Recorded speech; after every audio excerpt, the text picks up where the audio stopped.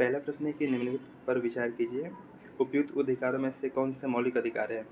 तो आपका मौन का अधिकार हो गया, ये आर्टिकल 21 के अंतर्गत आता है। निजता का अधिकार भी आर्टिकल 21 है। और मतदान का अधिकार ये आपका मौलिक अधिकार नहीं है, हालांकि 326 में इसका वर्णन है और बाकी लोक प्रतिनिधित्व अधिनियम के द्वारा हमको मतदान का अधिकार प्राप्त है, इसलिए आपका तीसरा ऑप्शन नहीं होगा। और चौथा शोषण का विरुद्ध अधिकार, ये आर्टिकल 23 होगा। तो आपका ये 1, 2 और 4 सही होगा, इसलिए ऑप्शन बी हो जाएगा, केवल 1, 2 और 4। नेक्स्ट क्वेश्चन है कि निम्नलिखित देशों पर विचार कीजिए, उपयुक्त में से कितने देश नॉर्डिक बाल्टिक सहयोग NB8 में भाग लेते हैं।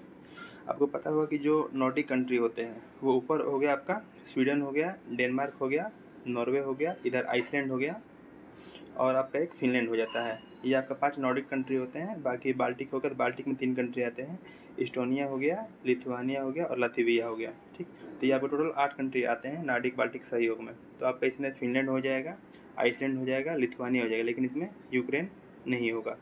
ठीक, तो आपका हो जाएगा केवल 3, ऑप्शन सी सही होगा।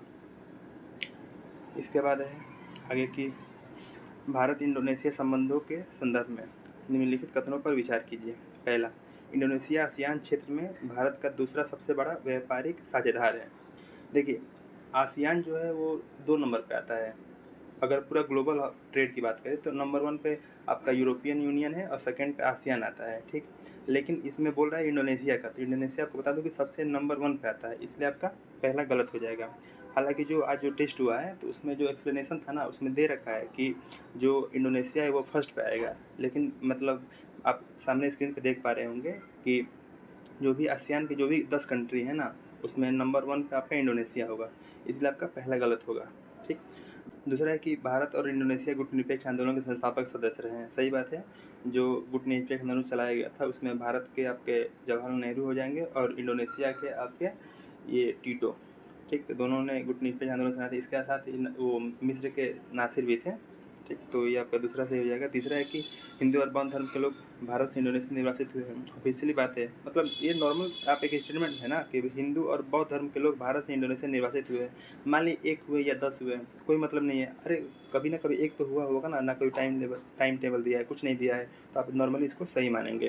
तो आपका पहला गलत है, 2 और 3 हो जाएगा। हालांकि जो दृष्टि का जो आज का जो आंसर किया है ना, उसमें आपका ऑप्शन 3 दिया हुआ है, 1, 2, 3, लेकिन इसका सही आंसर होगा बी, केवल 2 और 3। चौथा है कि राज्य नगर पालिकाओं के साथ विलय की गई छावनी के संदर्भ में। पहले की छावनी मुख्य रूप से सैन्य कर्मियों और संबंधित बुनियादी ढांचे के आवास के लिए निर्धारित क्षेत्र है। सही बात है, क्योंकि जो छावनी होती है वो मुख्य रूप से सैन्य कर्मियों के लिए ही होती है। इसके बाद है कि वर्तमान में 20 छावनियों के नागरिक क्षेत्रों को विमुक्त कर दिया गया है। नहीं, यहाँ पे आपका ये करंट अफेयर क्वेश्चन था, यहाँ पे 10 होगा, तो आपका दूसरा ऑप्शन गलत हो जाएगा। तीसरा है कि भारत में छावनियों की स्थापना स्वतंत्रता के बाद सैन्य टुकड़ियों को समायोजित करने के लिए की गई थी। तीसरा भी आपका गलत हुआ, क्योंकि पहला जो था ना वो ब्रिटिश भारत के अंतर्गत 1765 में बैरकपुर में पहला सैन्य टुकड़ियों के लिए यह छावनी बनाई गई थी। तो आपका तीसरा भी गलत हो जाएगा। इससे आपका हो जाएगा ऑप्शन 4, केवल 1। इसके बाद आगे देखते हैं। पांचवा है कि बिहार में निम्न कार्बन कार्य योजना LCAP के संदर्भ में। पहला है कि यह एक रणनीति है जिसका उद्देश्य 2050 तक राज्यों का नेट जीरो राज्य में बदलना। पहला आपका गलत हो जाएगा, यहाँ 2070 है। जो भारत के जो लक्ष्य है ना 2070, वो भी सेम बिहार ने भी 2070 लक्ष्य को रखा हुआ है। तो इसका आपका पहला गलत हो जाएगा। अगर पहला आपको गलत होता है तो आपका बी हो जाएगा, केवल 2 और 3। ठीक, तो इसके बाद आप देख सकते हैं यह योजना अपशिष्ट और घरेलू अपशिष्ट जल प्रबंधन जैसे प्रमुख क्षेत्र पर सुदृढ़ करने पर केंद्रित। सही बात है। दूसरा, international council for local initiatives इस योजना के कार्यान्वयन में बिहार को सहायता देने वाला अंतर्राष्ट्रीय संगठन है। ये भी सही बात है। तो आपका केवल 2 और 3 हो जाएगा। इसके बाद आगे है कि नागरिकता संशोधन अधिनियम CA 2019 के बारे में, कॉन्स्टिट्यूशनल अमेंडमेंट एक्ट 2019 के बारे में। पहला है कि CA में पाकिस्तान, बांग्लादेश और अफगानिस्तान से आए 6 धार्मिक समुदायों के प्रवासियों को नागरिकता प्रदान करने का प्रावधान है। सही बात है। दूसरा है कि यह अधिनियम संविधान की 6ठी अनुसूची के अंतर्गत आने वाले क्षेत्रों पर लागू नहीं होता है। ये भी सही है। देखिए, जो पेशा एक्ट होता है वो 5वीं अनुसूची पर लागू नहीं होता है और जो CA अधिनियम है वो 6ठी अनुसूची पर लागू नहीं होता है। ठीक, तीसरा है कि ऐसे प्रवासी जो 31 दिसंबर 2019 से पहले भारतीय क्षेत्र में प्रवेश कर चुके हैं वो इसके अंतर्गत नागरिकता के लिए पात्र होंगे। ऐसा नहीं है, ठीक है, मानते हैं कि 31 दिसंबर 2019 को ये कानून लागू हुआ था, लेकिन इसमें बोला गया था कि 5 साल पहले, अर्थात 31 दिसंबर 2014 के पहले, ठीक, 2014 के पहले जो भी भारतीय क्षेत्र में प्रवेश कर चुके हैं उनको नागरिकता प्रदान की जाएगी। ठीक, तो आपका तीसरा ऑप्शन गलत हो जाएगा। तीसरा आपका 1 और 2, ऑप्शन ए हो जाएगा 1 और 2, केवल 1 और 2। इसके बाद 7 नंबर है धार्मिक स्वतंत्रता के अधिकार के संबंध में। पहला है कि भारतीय संविधान के अनुच्छेद 25 से 28 के तहत धार्मिक स्वतंत्रता के अधिकार की गारंटी दी गई है, सही बात है। दूसरा है कि यह अधिकार व्यक्तियों को राज्य द्वारा अधिरोपित किसी भी प्रतिबंध के बिना, आपका ये दूसरा गलत हो जाएगा, क्योंकि आर्टिकल 25 से 28 तक जो धार्मिक स्वतंत्रता का अधिकार की गारंटी प्राप्त हुआ है, आपको पता है कि आपका लोक व्यवस्था, सदाचार और स्वास्थ्य 3 प्रतिबंध इस पर लगाए गए हैं, तो आपका दूसरा गलत हो जाएगा। तो हो जाएगा 1, केवल 1। 8 नंबर प्रश्न है कि निम्नलिखित में से कौन सा मौलिक अधिकार केवल भारतीय नागरिकों के लिए उपलब्ध है। देखिए, ऐसा जब भी क्वेश्चन आता है ना केवल भारतीय नागरिकों के लिए, तो आप लोग 5 याद रखिए। एक हो गया आर्टिकल 15, एक हो गया 16, ठीक, ये पास होगा। एक हो गया 19, एक हो गया 29, एक हो गया 30। ये 5 ऐसे अनुच्छेद हैं जो केवल भारतीय नागरिकों के लिए उपलब्ध है। ठीक, तो इसमें पहला ऑप्शन है कि वाक एवं अभिव्यक्ति की स्वतंत्रता, आपका आर्टिकल 19, तो आपका पहला सही हो जाएगा।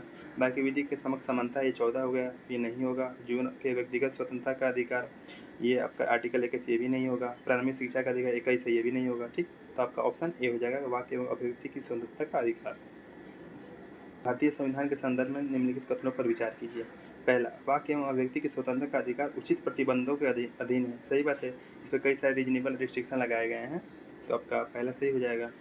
दूसरा है कि समानता का अधिकार महिलाओं और बच्चों के लिए विशेष प्रावधानों की अनुमति नहीं देता है, ये आपका गलत हो जाएगा, क्योंकि जो आर्टिकल 15 का जो सब क्लॉज 15 सब क्लॉज 3 है ना, उसमें महिलाओं और बच्चों के लिए विशेष प्रावधान राज्य कर सकता है। ठीक, तो आपका दूसरा गलत हो जाएगा, तो इसलिए 1, केवल 1 हो जाएगा। आगे है कि कौन सा अनुच्छेद उपाधियों का उन्मूलन करता है, तो आर्टिकल 18, अनुच्छेद 18। आगे है बंदी प्रत्यक्षीकरण रीट के संबंध में। यह किसी व्यक्ति की हिरासत की वैधता की जांच करने के लिए जारी किया जा सकता है, सही है। दूसरा है कि यह सार्वजनिक प्राधिकरण और निजी व्यक्ति दोनों के विरुद्ध जारी कर सकता है, ये भी सही है। तीसरा है कि यह यदि हिरासत न्यायिक अवमान पर आधारित है तो इसे लागू नहीं किया जा सकता, तो आपका तीसरा भी सही हो जाएगा। तो आपका 3, केवल आपका तीनों सही है, 1, 2 और 3। इसके बाद आगे है कि निम्नलिखित में से कौन सा संवैधानिक संशोधन अधिनियम 21 के तहत शिक्षा के अधिकार को मौलिक अधिकारों के रूप में प्रदान किया, तो आपका 66वां संविधान संशोधन 2002। 13 नंबर में है कि सभा करने की स्वतंत्रता, आपका 19(1)(b) हो जाएगा ये। इसके बाद है कि जबरन श्रम से मुक्ति, तो आपका आर्टिकल 23 हो जाएगा। और अभिव्यक्ति की स्वतंत्रता, ये 19(1)(a) हो जाएगा। तो आपका सिर्फ 2 नंबर सही है, बाकी पहला और तीसरा गलत हो जाएगा, तो आपका 1, केवल 1। 14 नंबर है अनुच्छेद 32 के तहत संवैधानिक उपचार के अधिकार के संबंध में निम्नलिखित कथनों पर विचार कीजिए। यह केवल राज्य के विरुद्ध है, निजी व्यक्तियों के विरुद्ध नहीं है। पहला ऐसे ही गलत हो गया, क्योंकि मान लीजिए जो हेबियस कॉर्पस होता है, बंदी प्रत्यक्षीकरण रीट होता है, वो राज्य के विरुद्ध भी और नागरिक के विरुद्ध भी जारी किया जा सकता है, इसलिए आपका पहला गलत हो जाएगा। दूसरा है कि इसमें मौलिक अधिकारों के प्रवर्तन के लिए उच्च न्यायालय में जाने का अधिकार है।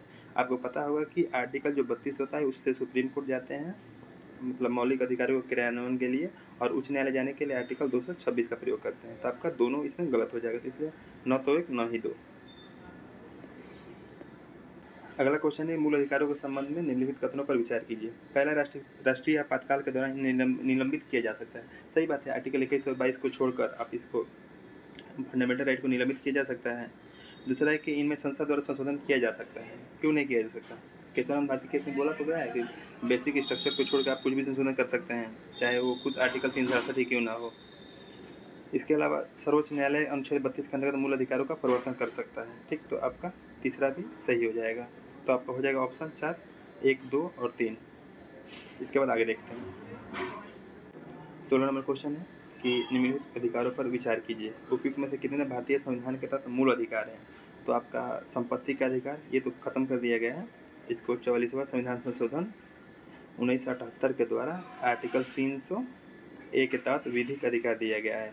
न यह विधिक अधिकार है, न कि संवैधानिक अधिकार, अर्थात यह विधिक अधिकार है, न कि मूल अधिकार। ठीक, तो आपका पहला गलत हो जाएगा। दूसरा है कि समानता का अधिकार, ये मूल अधिकार है ही, आर्टिकल 14।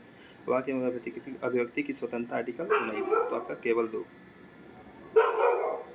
इसके बाद 17 नंबर है रीट क्षेत्राधिकार के संदर्भ में निम्नलिखित में से कौन सा कथन सही है। पहला है कि सर्वोच्च न्यायालय केवल मूल अधिकारों के प्रवर्तन के लिए रीट जारी कर सकता है, सही बात है। दूसरा है कि उच्च न्यायालय मूल अधिकारों और अन्य कानूनी अधिकारों दोनों के प्रवर्तन की रीट जारी कर सकता है, ये भी सही है। तीसरा है कि सर्वोच्च न्यायालय का रीट क्षेत्र का उच्च न्यायालय की तुलना में व्यापक होता है, ये गलत है। आप दोनों ऊपर वाले स्टेटमेंट को देखेंगे तो सर्वोच्च न्यायालय केवल मूल अधिकार, वही उच्च न्यायालय मूल अधिकार प्लस अन्य कानूनी अधिकार। इसलिए जो सुप्रीम कोर्ट होता है ना और हाई कोर्ट, तो सबसे ज़्यादा जो क्षेत्राधिकार होता है वो हाई कोर्ट का ज़्यादा होता है रीट के क्षेत्राधिकार के मामलों में। ठीक, तो आपका ये तीसरा गलत हो जाएगा, तो आपका हो जाएगा बी केवल 2, मतलब ऑप्शन बी होगा केवल 1 और 2।